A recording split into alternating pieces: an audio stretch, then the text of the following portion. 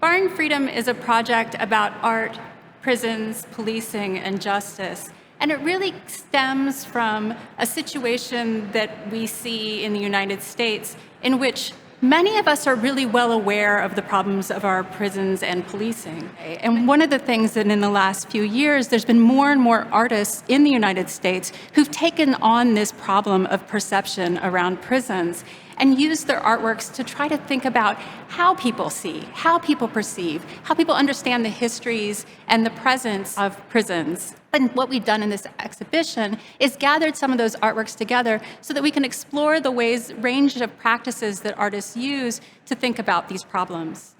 So thank you so much, Gina and Angela, for joining us at Barring Freedom. It's been amazing to walk around the exhibition with both of you. I'm not really sure how to start this conversation, so maybe you can tell me if anything stood out to you. Well, what I've really enjoyed experiencing is the way you've worked to organize the exhibition so that we get so many different elements together. I mean, the work by Keith Calhoun and Chandra McCormick, which really visually brings us in touch with history, is so important, and many of us have known that work for a long time. But I think when I'm looking at something in conjunction with the work there, American Artists? Yeah, American Artists work, but it's called I'm Blue and Blue Life Seminar. Yeah. So just seeing that work in relationship to that other work, exposing those of us who have been involved more with abolition and studies of slavery and its continuities in the present, seeing that work really helped me to think about what we're up against, but also how much capacity we have to think in complicated ways about how we would move forward toward abolition.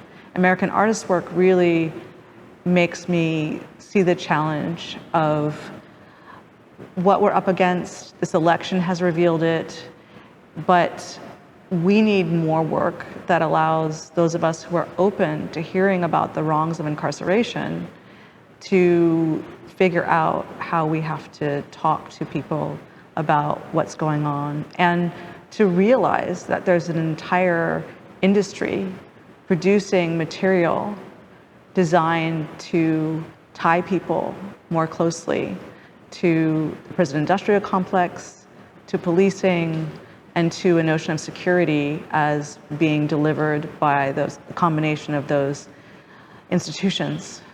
So I'm glad to be in a museum which gives us some space to slow down and think with these objects together. And I think you've done a brilliant job of giving us a way to have that discussion in this space, in our minds, and in ways that we can take it elsewhere. Thank you, that's so kind.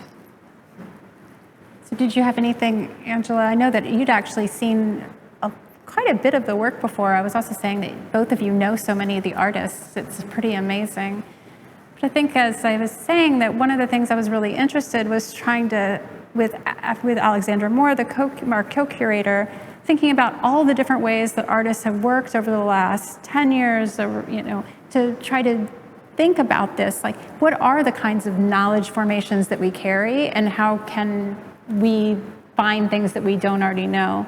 Was there any work that particularly struck out to you this time? I know you've seen some of it before. Well, I'm actually thinking about the exhibition as a whole, and I'm feeling extremely moved to be able to witness this work. I was actually thinking about an exhibition that took place in September of 1998 in connection with the Critical Resistance Conference, and remembering how rare it was that artwork that specifically addressed prisons, jails, incarceration, the prison industrial complex.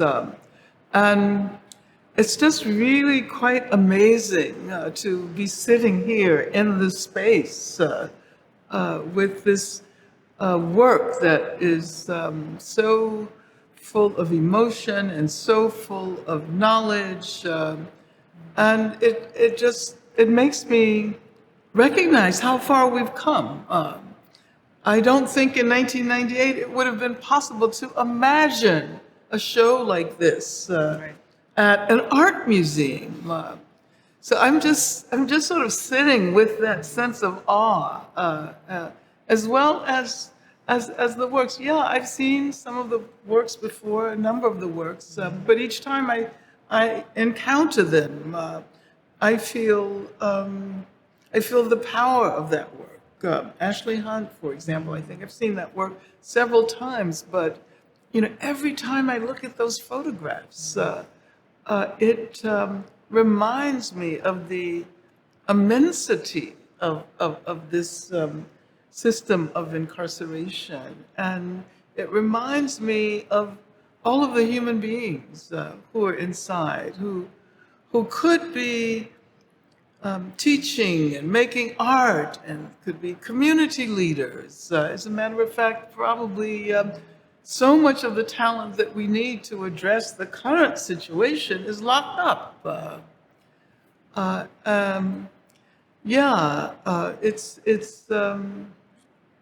just feel very moved. And I thank you so much. I've been waiting a long time to see this exhibition.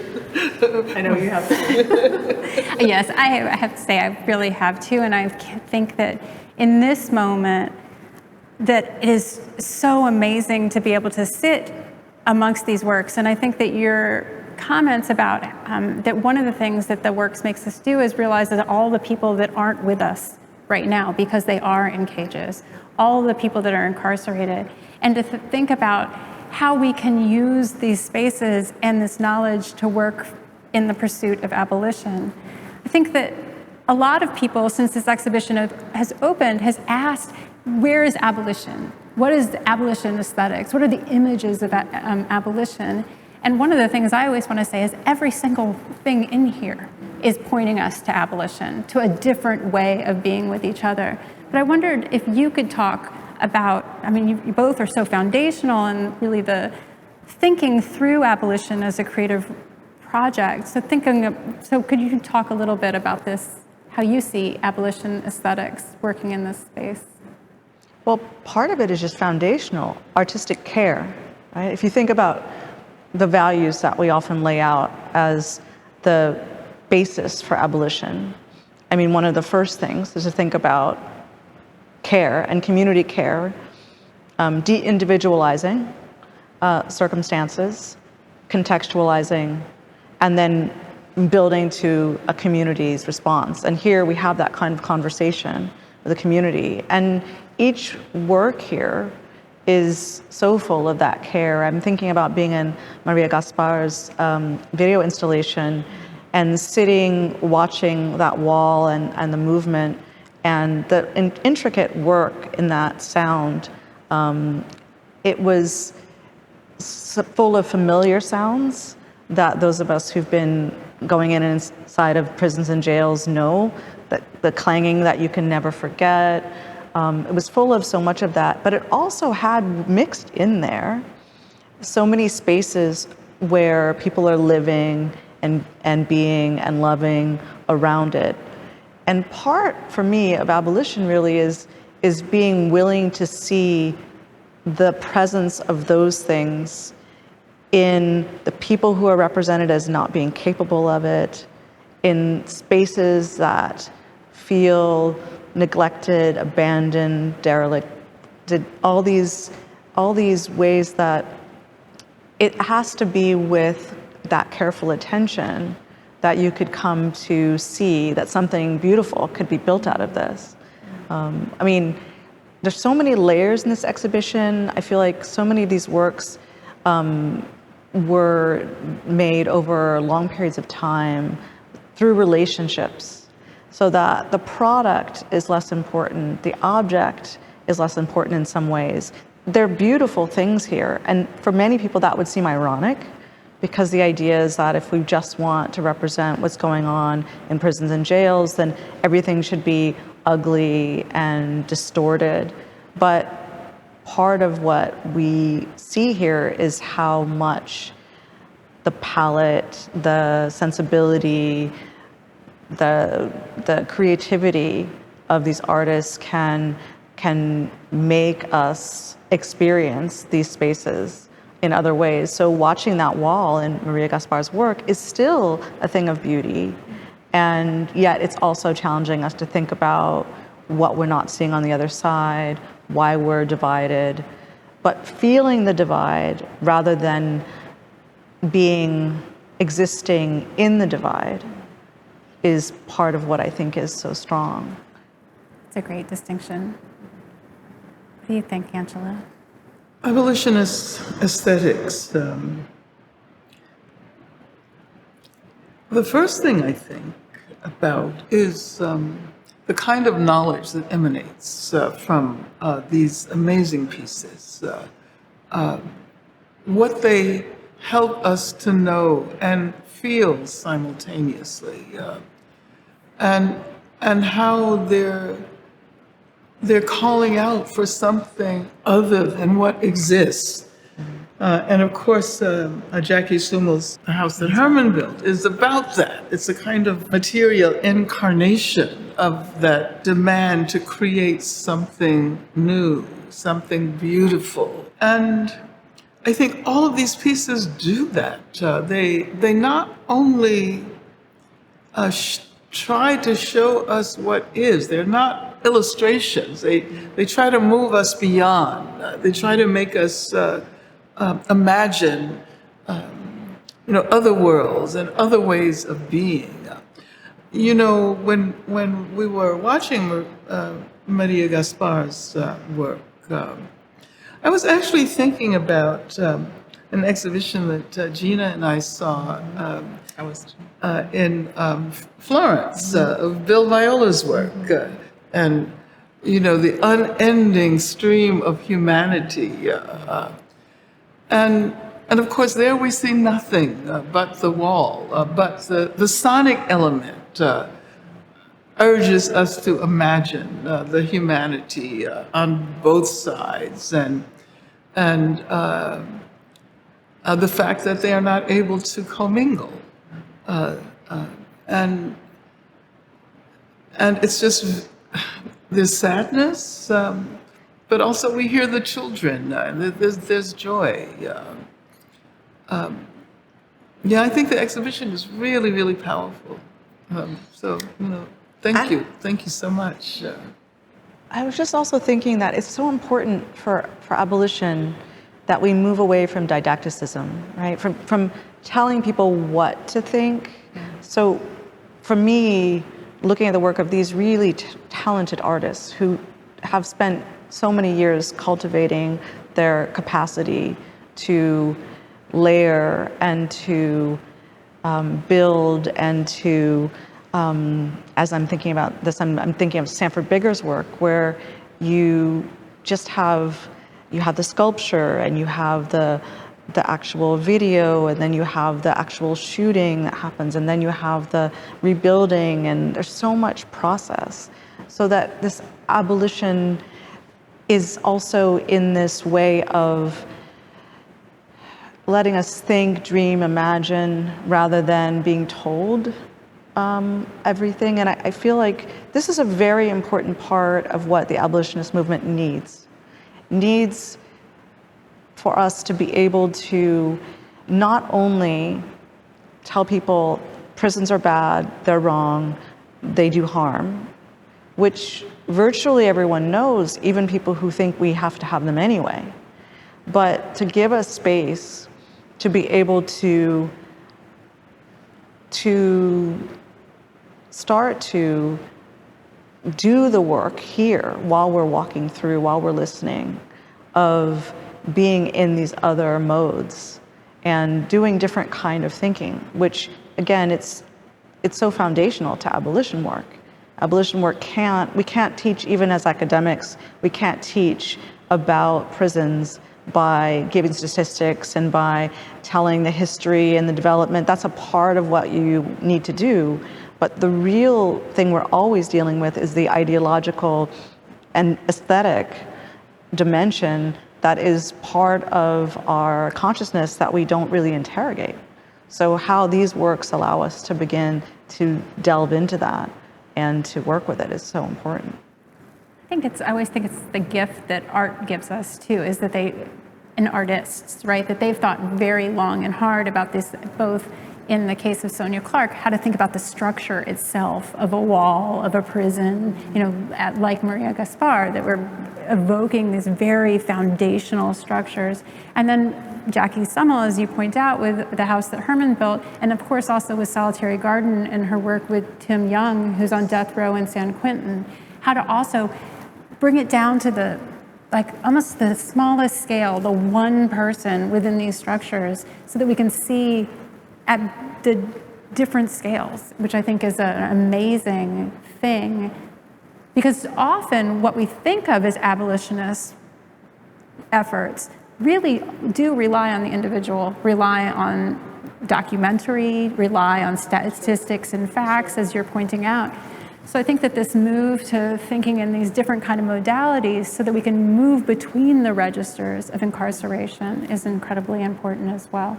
And also time. I mean, the way the artists in the show, and most artists that I know, manage times, right? Stretching, extending, spending hours, days, months, years with textures, with colors, with their work.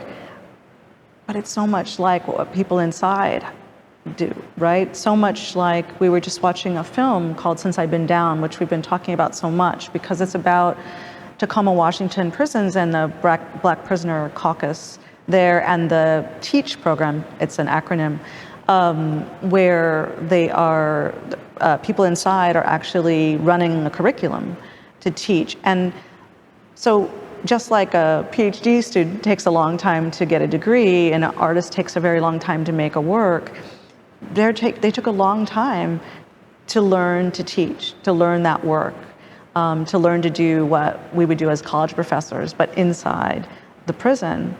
And imagine if we lived in a world in which people had the capacity to have that time when they're not inside.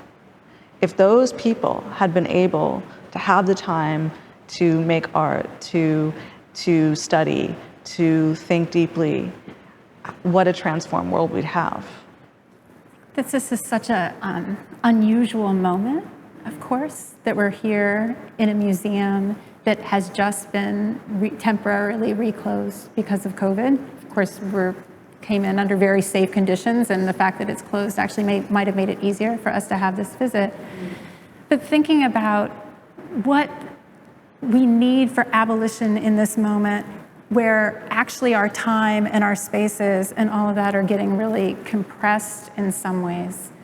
So again, I'm not exactly sure what the question here is, but I do want to acknowledge this strange moment and how we're thinking about art and imagination, where what the possibilities are in that. Angela, do you want to say something towards that? Well, abolition urges us to think in large ways, not to focus only on the institution of incarceration or on the police, but to ask questions about the larger society, about the worlds we inhabit. Why are they structured in this way? Why are police deemed absolutely necessary? Why is it so difficult for many people to imagine living in a world without prisons? And art can help us do that work of imagining what we have never experienced before and what ideologically is prescribed from our imagination. And so I think these works also do that. They don't, they're not about focusing laser-like on specific issues that might constitute the complex of problems we attempt to solve through abolition. But they ask us to think about ourselves and our own reactions and our emotions and our communities and how these communities will have to be transformed, how our entire worlds will have to be different. And artists do that work. This is why artists really should be in the forefront, especially at this moment when we're, trying to imagine living in a new world. I think that one of the things that I've also been thinking about, and I know that our friends at San Jose Museum of Art who've hosted this exhibition with us are thinking about, is how the museum can play a role in this as well. We know that the modern museum actually came up with the prisons, right? That they share some of the same attributes, the architects, the same kind of behavioral mechanisms of discipline. And though that's a whole historical aside, but really thinking about how we can use these spaces and how the museum can become actualized within an abolitionist framework.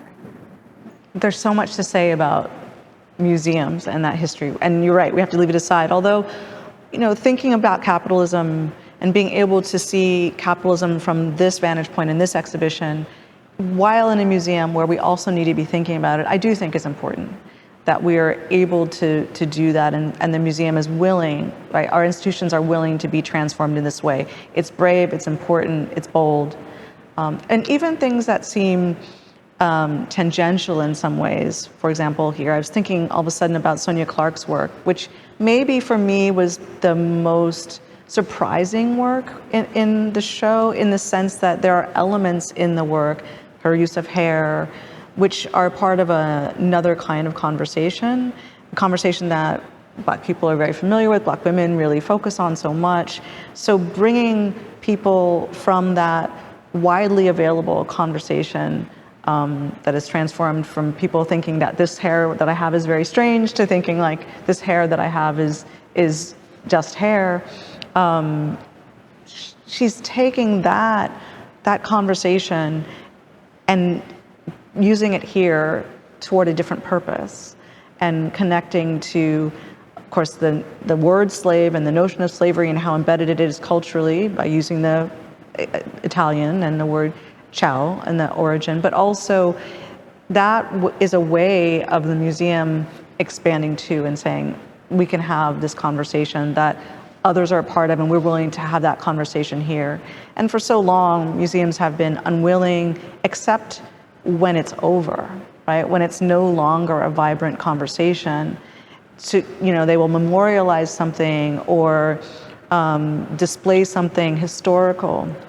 But for me, and I said this earlier, because this is a conversation of an exhibition, it really feels to me well curated in that way, that it has this ongoing liveliness to it. And because of that, I feel like that's also the museum doing what it can to be in this conversation with us and not to be only there for us when it becomes something that must be documented.